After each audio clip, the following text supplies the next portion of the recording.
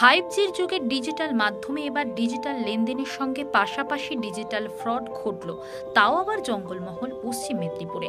যার জেরে লক্ষ লক্ষ টাকা হারিয়ে সর্বশান্ত হয়ে থানায় অভিযোগ করলেন সিএসপি ও সিএসসির মালিকরা। ঘটনাক্রমে জানা যায়, গ্রাম বাংলার মানুষদের কাছে লক্ষ্মীর ভাণ্ডারের টাকা, চাষিদের টাকা, বার্ধক্য ভাতা সহ রিচার্জের মাধ্যমে টাকা গ্রামে গ্রামে পৌঁছে দিতে ছোট ছোট সিএসপি ও সিএসসির ব্রাঞ্চ খুলেছে শিক্ষিত বেকার যুবকরা। এই সিএসসিপি এবং সিএসসির ব্রাঞ্চগুলো বেশিরভাগই বেসরকারি ব্যাংক এবং আধা সরকারি ও সরকারি ব্যাংকের হয়ে থাকে। মূলত গ্রামের বেকার শিক্ষিত যুবকরা চাকরি বাকরি না পেয়ে ঘরের জমি বন্ধক দিয়ে সেই ছোট ছোট অফিস খুলে তারা গ্রামের মানুষকে অতি সহজেই অনলাইনে টাকা নগদে পাইয়ে দেয়। কিন্তু সম্প্রতি বেশ কিছু যুবক তাদের কাছে আসে এবং জানায় তারা নতুন অ্যাপস নিয়ে এসেছে, যার নাম পিএনডি পে। এই অ্যাপসের মাধ্যমে তারা টাকা ট্রানজাকশন করলে একদিকে যেমন বেশি মুনাফা পাবে, তেমনি অন্যদিকে অতি সহজে লক্ষ লক্ষ টাকা ট্রান্সফার করতে পারবে। সহজ সুবিধা এবং বেশি মুনাফার আশায় যুবকরা সেই সময় এই অ্যাপস ডাউনলোড করে তাদের মোবাইল এবং কম্পিউটারে। দেখুন বিস্তারিত। বলছি, গতকাল সকালবেলা মানে 28 তারিখ সকালবেলা আমি যখন একটা অ্যাপসে কাজ করি, আমি অ্যাকচুয়ালি এয়ারটেল পেমেন্ট ব্যাংকের এবং স্পাইস মানির আমি অথরাইজড এজেন্ট এবং আমার ট্রেড লাইসেন্স আছে রশিদা ইনফোটেক। তো আমি কাজ করছি, হঠাৎ 9 তারিখে সন্ধ্যা 8টার সময় একজন ভদ্রলোক, নাম হচ্ছে রোহিত মণ্ডল, ও বলছে আমি এখানে ডিস্ট্রিবিউটার নিয়েছি, আপনি শুনেছি আপনারা ভালো কাজ করছেন, তো আমাদেরটা কাজ করুন না। আর দেখুন না, একটা সপ্তাহ কাজ করে কমিশনও ভালো, 1 টাকা করে বেশি, আর আপনারা এই মোবাইলের আমরা কমিশনটা ভালো দিচ্ছি। আমি বললাম যে আমি মোবাইলের কমিশনটাই আমি করব কাজ, আমি এইপিএস করব না। তো বলে ভদ্রলোকের কাছ থেকে উনি আমাকে আইডি দিলেন। আমার নাম সাফিউল আলম, রশিদা ইনফোটেকের আমি একজন ওনার। তো ওর নাম হচ্ছে রোহিত মণ্ডল। রোহিত মণ্ডল যখন দিল 9 তারিখে, আমি 10 তারিখে ওদের কোম্পানির টোটাল ডিটেলসটা আমি দেখলাম। বিদেশ ইনফোটেক, বিদাস ফিনটেক প্রাইভেট লিমিটেড, ওই কোম্পানির মালিক হচ্ছে থমাস দাস। আর দেখলাম যে এই কোম্পানিটা যে আমাকে মেসেজগুলো এসছে, সেগুলোতে দেখলাম যে এএসএল বলে কোম্পানি, সে পে আউট দিচ্ছে তার অ্যাকাউন্টে। যখন আমি টাকাটা পে করছি, তখন সে আমার ব্যাংকে যখন টাকাটা পাঠাচ্ছে, তখন দেখছি এএসএল বলে। তো এগুলো টোটাল 1 সপ্তাহ আমি কাজ করেছি, আর 1 সপ্তাহ আমি বাইরে ছিলাম কলকাতাতে। তো আমি গত 27 তারিখে যখন আমি এলাম, এটা খোলা, অ্যাপটা খুলছি আর অ্যাপটা খোলা হচ্ছে না। আমার ওখানে টাকা বেশি ছিল না, কারণ মোবাইল রিচার্জ করছি মাত্র 2000 টাকা।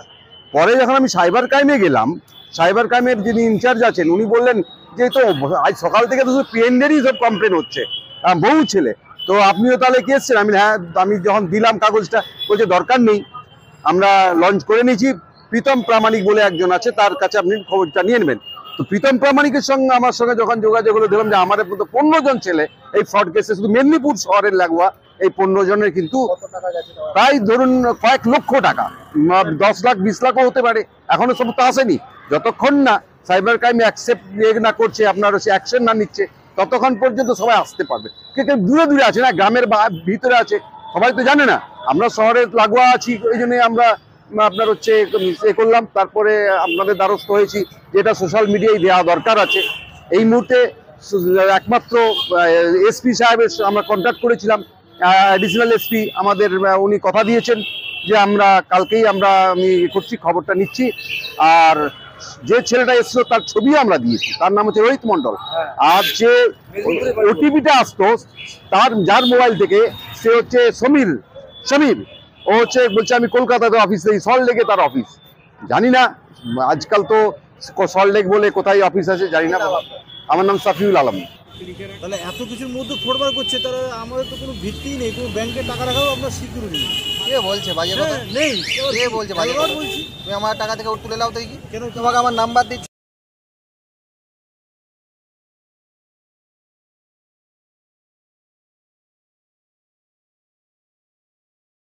ওখানে বেশিরভাগই কাজ হতো ইলেকট্রিক পেমেন্ট হতো, রিচার্জ হতো, ইপিএস এর মাধ্যমে টাকা তোলা হতো, আর এসবই কাজ করতাম। ওখানে ব্যাপারটা হচ্ছে, আমরা তো টাকা তুলে গ্রাহককে তো টাকা দিয়ে দিতাম, এটা বেনিফিশিয়ারির কোনো টাকা এখানে আটকে নেই, টাকাটা আমাদের আটকে। মানে কোন কোন গ্রাহকরা তোমার সিএসপিতে আসতো? গ্রাহক তো প্রত্যেকের, কারো হচ্ছে কৃষক, সবারই টাকা, কারো জমানো টাকা, গ্রামের সবার লক্ষ্মী ভাণ্ডার থেকে, কৃষক বন্ধু থেকে, সবারই টাকা আমাদের কাছে তুলতো গ্রামের মানুষ। এবার কি আমরা কি করতাম, প্রত্যেকদিন যে টাকাটা তোলা হতো তাদেরকে তো আমরা পেমেন্ট করেই দিতাম। এবার সেই টাকাটা আমরা রাত্রিবেলায় সেটেলমেন্ট আমাদের ব্যাঙ্ক অ্যাকাউন্টে সেটেলমেন্ট করতাম, তারপর যেটা আমরা ব্যাঙ্ক থেকে আমরা টাকা তুলে আবার পুনরায় পরের দিন বিজনেস শুরু করতাম আর কি। তো রাত্রিবেলায় যখন সেটেলমেন্ট করতে যাই তখনই পেন্ডিংয়ে পড়ে যায়, আমাদের টাকাগুলো পেন্ডিংয়ে পড়ে যায়। ও কি করেছিল, অ্যাপস দিয়েছিল পিএনডি পে এবং গুগল ভেরিফাইড, মানে প্লে স্টোর থেকে ডাউনলোড করেছিলাম। তারপরে 28 তারিখ সকাল থেকেই ওটা প্লে স্টোর থেকে ওটা অটোমেটিকলি উধাও হয়ে যায়। আর হচ্ছে ওখানে আর একটা খুলছিল না। আর যখন ফোন করি তখন ডিস্ট্রিবিউটারও ফোন ধরছে না, আর ডিস্ট্রিক্ট ম্যানেজার যে ছিল সেও ফোন ধরছে না, রোহিত মণ্ডল নামে। এবার হচ্ছে কি, এবার বেশিরভাগই যখন দেখছি যে একটা বাস্তবে একটা গ্রামের দিকে আমরা ছেলে 10 টাকার জায়গায় যদি 12 টাকা ইনকাম হয়, সবাই আমরা চাইবো যে একটু ভালোভাবে কাজ করে নিতে। দিয়ে আমি সাইবার ক্রাইমে যে একটা অবজেকশন করেছি, যার মেমো নাম্বার হচ্ছে প্রায় 50 মতন। কি মনে হয় এটা কি অ্যাপসের মাধ্যমে কোনো স্ক্যাম কি মনে হয়? অ্যাপসের মাধ্যমে স্ক্যাম, হ্যাঁ এটা অ্যাপসের মাধ্যমে স্ক্যাম বললেই হয়, কিন্তু ব্যাপারটা হচ্ছে সব যতগুলোকে টার্গেট করেছে বেশিরভাগ সিএসপিগুলোকেই টার্গেট করেছে, গ্রামীণ সিএসপিগুলোই টার্গেট করেছে। যাই হোক, আমরা চাচ্ছি যে আর যাতে কেউ ফ্রড না হয়, আমাদের কি আছে, আমাদের টাকাটা যেমন উদ্ধার হয়ে যায়, এইটুকুই আমি বলছি। প্রীতম প্রদিয়া। কোথায় তোমার সিএসপি রয়েছে? আমার হচ্ছে ধেরুয়াতে।